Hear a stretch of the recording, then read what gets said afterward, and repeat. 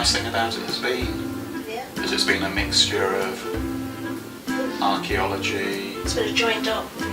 And seeing the different stages of the archaeology as well. And but also how it fits in with the local Galician culture. It's not just looking at museum exhibits. Yeah. It's meeting people, seeing communities. I think that's really extremely. That's been very special for me. And seeing how the local community relate to the archaeology project. I mean, that's not something you normally get any feel for, is it? Sure. And we've not been tourists really, have we? We've been loud, privileged, being behind the scenes. Ambassadors. You can use that analogy and enjoy both the culture and the people and get much more of a deep insight than you would if you came here for a few days on your own. Look at that.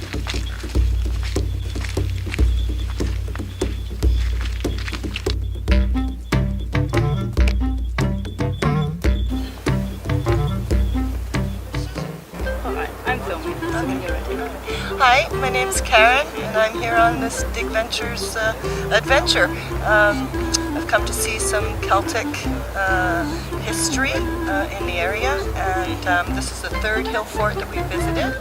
What drew me to the tour in the first place was the fact that it is called the Costa dos Castros, and the coast of the Hillforts, and apparently there's about 12, I heard, in a 7-kilometer area. So it's a large concentration, and that's unique.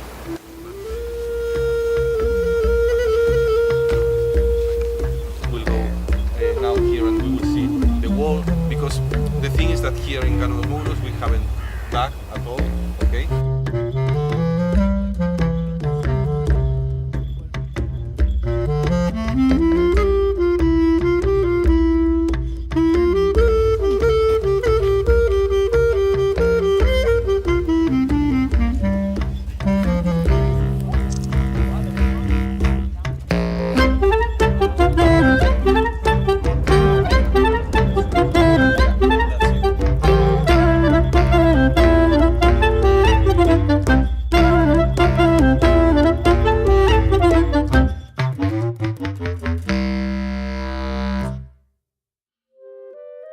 Well, here we are in Carpathinha, this beautiful landscape. We've been brought here today by the Digventures team and by the project leader for this site, which is an extraordinary location, Iron Age hill fort, but also exceptional rock art. I can only say, come and see it. It's so beautiful. We came at night, actually, yesterday evening, and saw it under moonlight and by torches, and it's magical. It's just so exciting, and what's so fabulous is the mystery of it and the chance just to sit and speculate and to imagine. So I think it's a learning experience, but it's more than that. It's a real creative journey. It truly is. So I'm going to take this away with me. I've absolutely loved it, and it's only the first day, so there's so much more to come. The wall of the Hillforts, okay? Welcome. This is what I meant before, when we have to take into account that the rock that we are going to see now with the most complex engravings is making part of an everything. Okay, it's just another part of the puzzle that we have here at Carpathinha Rock Artifact.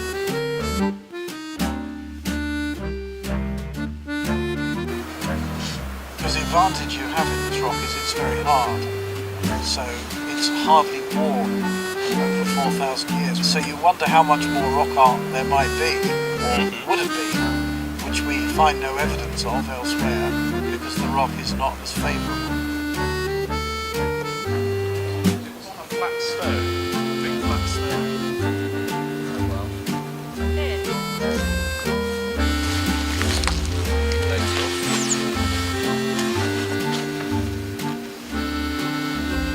Well, I know the ship they tried to blow it up, so Yeah. is that the part that they tried to blow up? Or Yeah, is that's part of the story. Ah, there Yeah, it there is. it is. There it appears. Okay, good. So who tried to blow up the Yeah, ship? we're gonna tell that now. Okay. It's a good story, I Yeah. think. And there's enough here to recognise it was a Phoenician design. Yeah, we are gonna go through that now. Okay. here you'll see the deers. Okay, here we have a big one. So this could be the body. Oh, Can you see it? Yeah, Oh, very okay, big. yeah. The head Yeah. and the horns. Wow, quite something to finish with.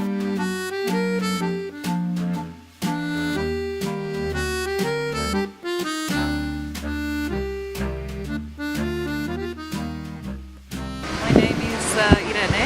My family comes from a place not very far from Costa dos Castros. I wanted to get a feel of how art was in the Bronze Age and Iron Age in this part of the world. And we've seen some amazing rock art. So we saw some that they looked like ears, one that was like a big boat, and we saw a strange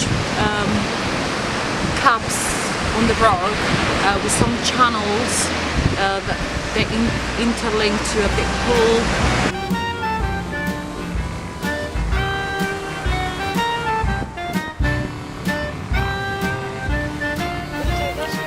Yeah, it's doing the right thing. Is this rock art here? All the way to this big pool at the bottom. Sorry. Too much pressure.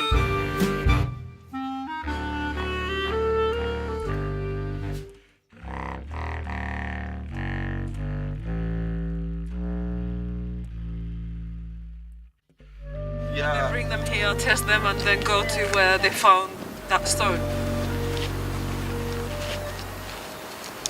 Yeah. It was faint though, wasn't Yeah. it? There's another cap in there. Yeah.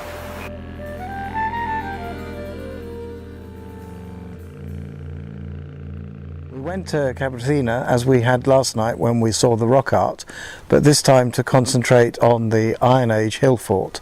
And I have to say it was very interesting. It was quite a major structure with tiered walls protecting the site, with fantastic views down over the sea. But the highlight was definitely seeing where last year they'd excavated a roundhouse, and we were shown a large-scale photograph of what had been found.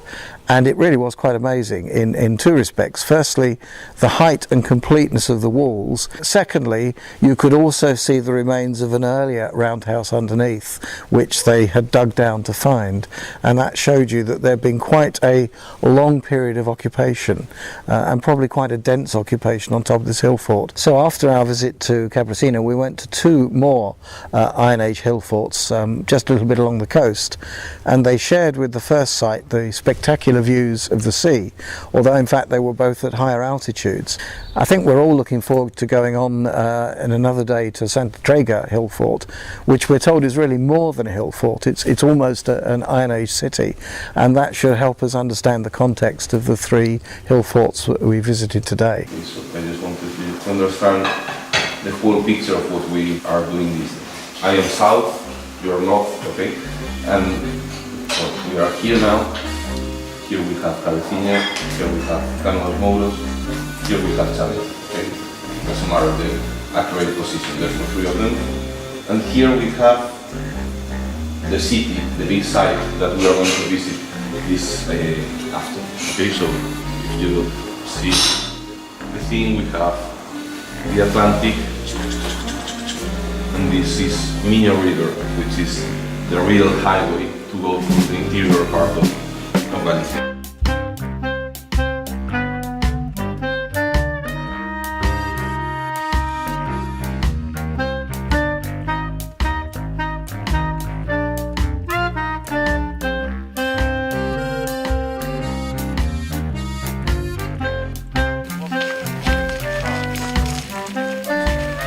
I've never seen such a well carved yeah. piece of stone Yeah, that's as that.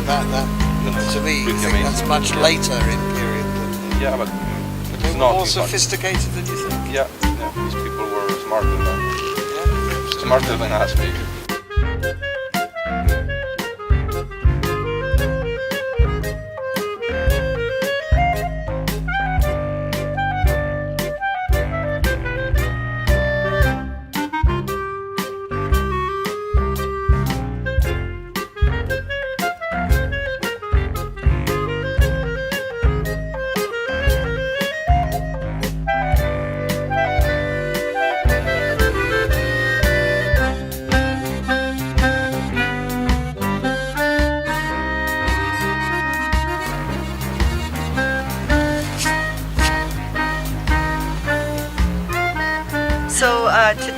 as part of our tour. We've come to Santa Trega, which is a huge Hillfort city, a major city. And what I've just come across, I'm not sure what it is. I'll be speaking with an expert tomorrow, the director of the dig that happened over there. I'm going to ask him whether it's got a hole, whether it was a quorum stone for grinding. It seems to be out in the patio section of the house. But very impressive, huge. Thousands of people must have lived here at the same time. It's incredible to think of a metropolitan city in the Iron Age.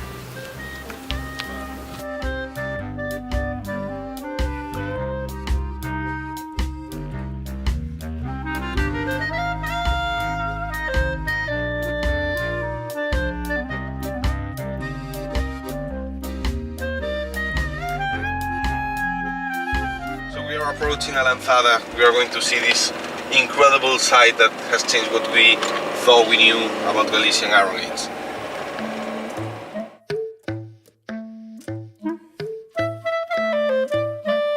A seafood factory. I've been into canning goods since Century my BC. local tradition. Well, the drying. But the sauce, do they know what kind of ingredients were used in it? Yeah, because we've got the remains, so Good. I will let Rafa Okay. go through it, okay? So why did they need such thick walls? We can ask Rafa to, okay? Because the sauce was so good. Yeah, we You've got to keep out the people. It shows a much stronger Mediterranean influence much earlier than anybody believed. Yeah, until now. yeah. I mean, this has just changed everything. Yeah. A ver, que nos tienes aquí fascinados, muy bien ese suspense. So, okay, so we are going to see real-time archaeology, things that they are finding, but that they cannot really explain now at the moment.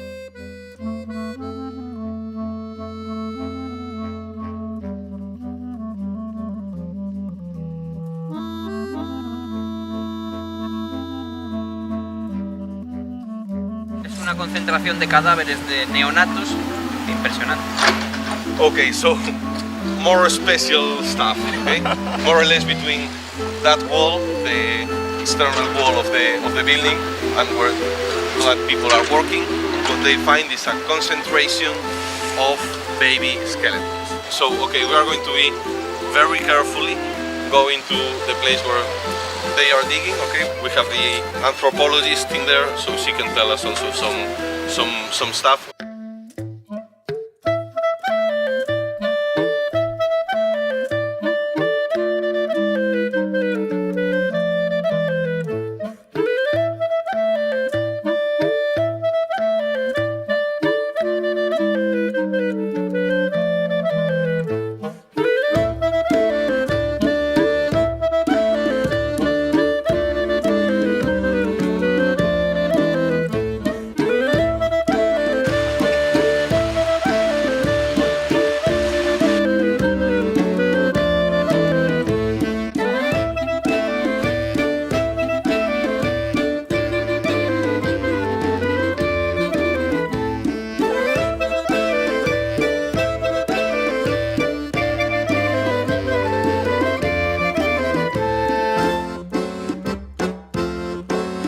What a fantastic combination.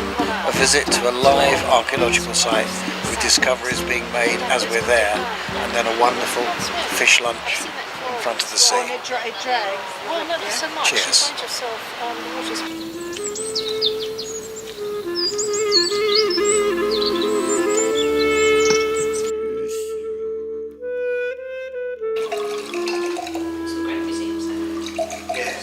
So in this area, the grape takes the oceanic influence and put it into the wine. Yeah, the influence of the ocean. Okay, we are just 8 kilometers or 10 kilometers from the sea. So for that reason, is the name La Mar. That means the sea. Terras Gauda is located in the Rías Baixas denomination of origin. Okay, in the Orosal Valley.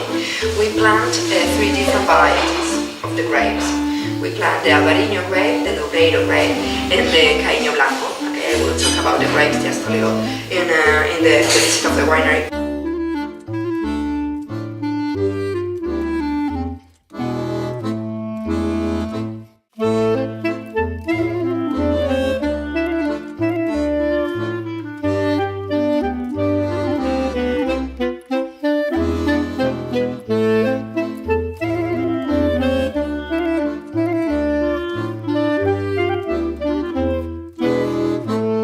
He's the chef responsible of the recipes for Arrosalera products, okay? And he's going to cook for us today, or I should say we're gonna cook with him today, okay?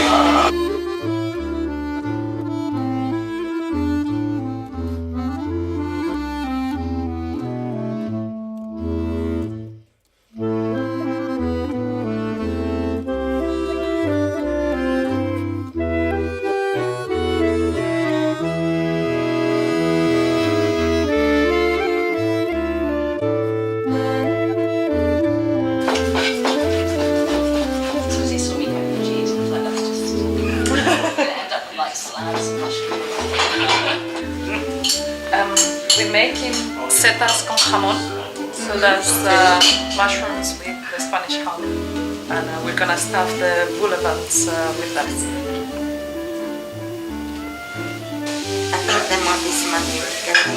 As well.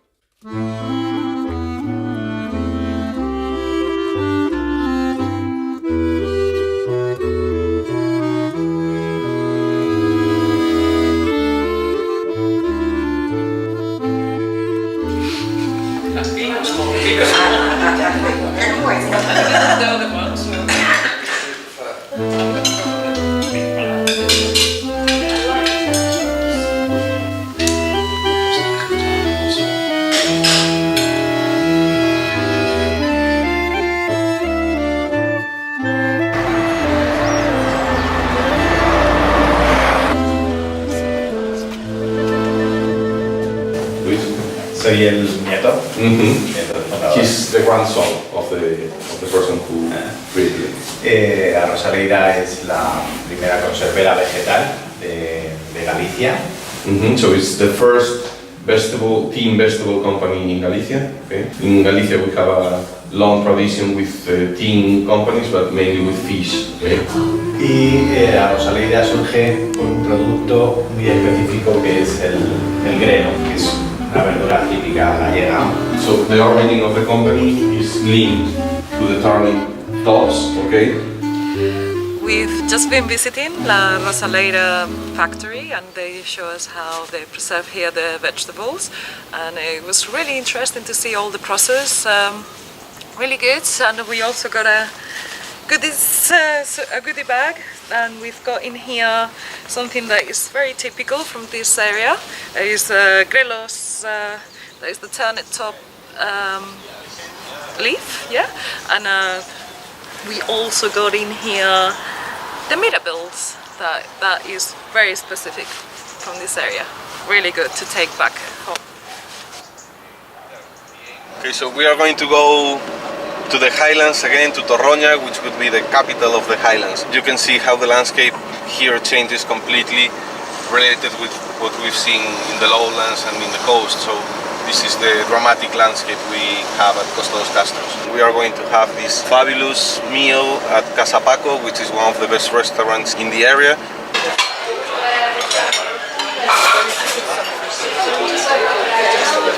The local restaurant serving. I know, but the view in there looks amazing. It's usually like the same as that one, but instead of... They were lovely.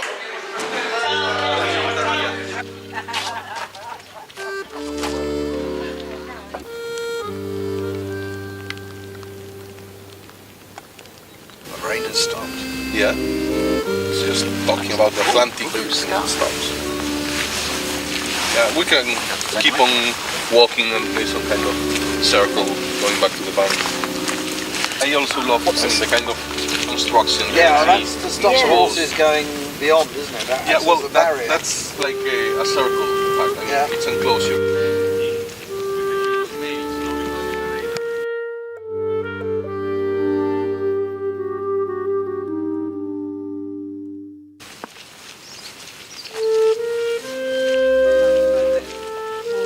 Coming through the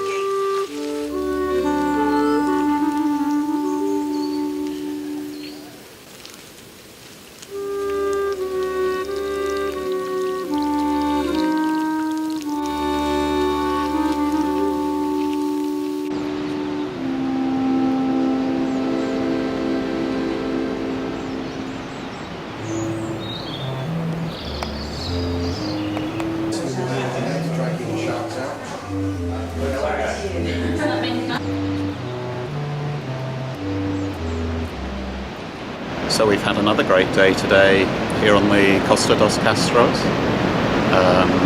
Very varied day as archaeological ambassadors here. As I understand it, archaeologists spend their day in muddy pits getting dirty, and at the end of the day they go and drink real ale in a bar. Whereas what we've done as ambassadors is we've been and seen some archaeological sites in Hillforts. We've been to visit a medieval monastery and the town that grew up around it, which has been fascinating. We had a very nice lunch, which lasted about 3 hours, in which we consumed an entire pig, ears and all. And now we're, instead of having real ale in a bar, we're at a spa overlooking the Atlantic, drinking buckets of gin and tonic. So I can recommend the life of an archaeological ambassador.